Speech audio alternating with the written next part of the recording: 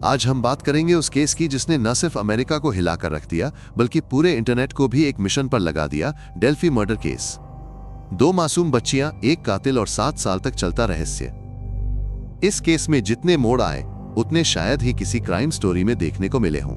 13 फरवरी 2017 Indiana के छोटे से शहर डेल्फी में 2 दोस्त 13 साल की एबिगेल विलियम्स और 14 साल की liberty German मोनन high bridge trail पर घूमने के लिए निकली। ये एक पुराना, सुनसान और ऊंचाई पर बना रेल ट्रैक था जो टूरिस्ट और लोकल लोगों के लिए हाइकिंग का एक फेमस पॉइंट था। लड़कियां दोपहर करीब 1:30 बजे वहां पहुंची और फिर उसके बाद कुछ ऐसा हुआ जो किसी ने नहीं सोचा था। शाम तक जब वो घर नहीं लौटी तो फैमिली ने रिपोर्ट दर्ज कराई और अगले ही दिन 14 फरवरी को दोनों की डेड बॉडीज जंगल के एक हिस्से में मिली। जिस तरह से मर्डर हुआ था वो इतना विचलित करने वाला था कि पुलिस आज तक डिटेल्स पब्लिक नहीं कर पाई। लेकिन इस केस की सबसे चौंकाने वाली बात यह थी कि लिबर्टी जर्मन के फोन से मिला एक वीडियो जो उसने अपने मर्डर से ठीक पहले रिकॉर्ड किया था। वीडियो में एक आदमी दिखाई देता है जो लड़कियों के पीछे चल रहा है और बोलता है, गाइस डाउन द हिल। बस यही 3 शब्द, लेकिन इसने पूरे केस की दिशा बदल दी। लड़की ने अपनी बहादुरी से कातिल की आवाज और फोटो रिकॉर्ड कर ली थी। यही बना इस केस का सेंटर पॉइंट। पुलिस ने इस क्लिप को रिलीज किया और लोगों से अपील की, क्या आप इस आवाज को पहचानते हैं? क्या आप इस आदमी को जानते हैं? फिर जो हुआ वो शायद FBI भी नहीं सोच पाई थी। इंटरनेट पर रेडिट, यूट्यूब और फेसबुक जैसे प्लेटफॉर्म्स पर हजारों लोग इस केस को सॉल्व करने में लग गए। हर कोई वीडियो को एनालाइज कर रहा था। आवाज की पिच, आदमी के कपड़े, चाल ढाल, हर छोटी बात पर थियरीज बन रही थीं। रेडिट पर एक सबरेडिट बना आर डेल्फी मर्डर्स, जहां हर दिन नए सस्पेक्ट्स पर चर्चा होती, लोकल रूमर्स को वेरीफाई किया जाता, सैटेलाइट इमेजेस एनालाइज की जाती और कभी-कभी फेक लीड्स भी वायरल हो जाती। कुछ लोग रिचर्ड एलन नाम के आदमी पर भी शक जता रहे थे क्योंकि वो डेल्फी में ही रहता था और मोनन हाई ब्रिज से कुछ ही दूरी पर काम करता था। लेकिन तब तक पुलिस के पास कोई ठोस सबूत नहीं था। सालों बीते गए। 2018, 2019, 2020 और फिर 2021। केस एकदम ठंडा पड़ चुका था। लेकिन फिर 2022 में अचानक FBI और इंडियाना स्टेट पुलिस ने एक बड़ा अनाउंसमेंट किया। 28 अक्टूबर 2022 को रिचर्ड एलन को गिरफ्तार कर लिया गया, वही नाम जो रेडिट पर सालों से घूम रहा था। रिचर्ड एलन एक CVS फार्मेसी में टेक्नीशियन था जिसने पहले भी पुलिस को बताया था कि वो मर्डर वाले दिन मोनन हाई ब्रिज पर था, लेकिन उसे कभी सस्पेक्ट की तरह देखा ही नहीं गया। गिरफ्तारी के बाद पुलिस एफिडेविट में जो बातें सामने आईं वो और भी चौंकाने वाली थीं।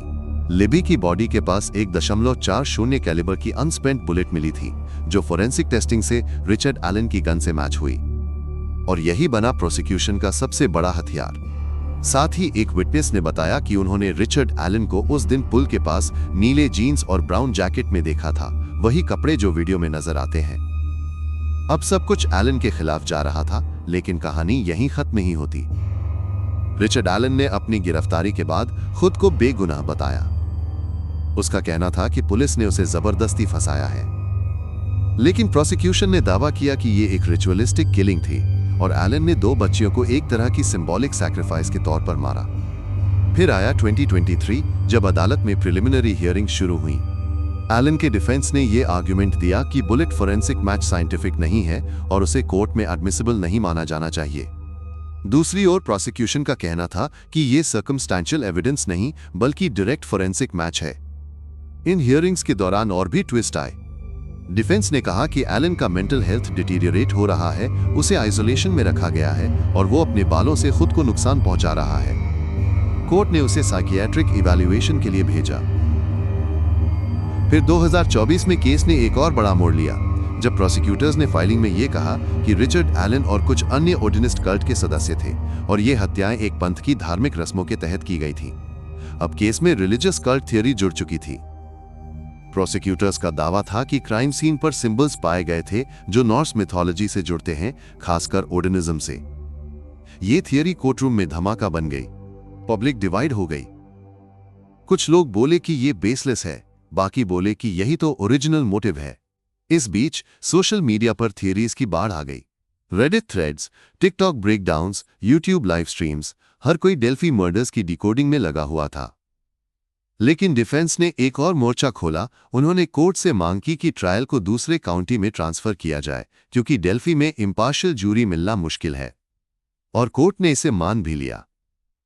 2024 में ट्रायल की तारीख तय हुई, लेकिन लगातार मोशंस, फाइलिंग्स और डिलेज के चलते अब तक फैसला नहीं आया है।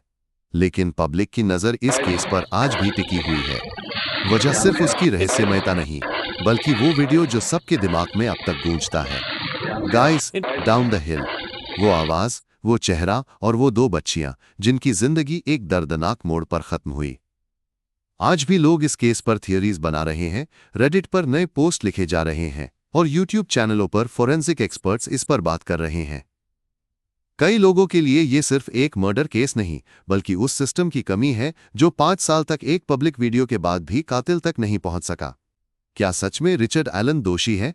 क्या कल्ट थियरी में सच्चाई है?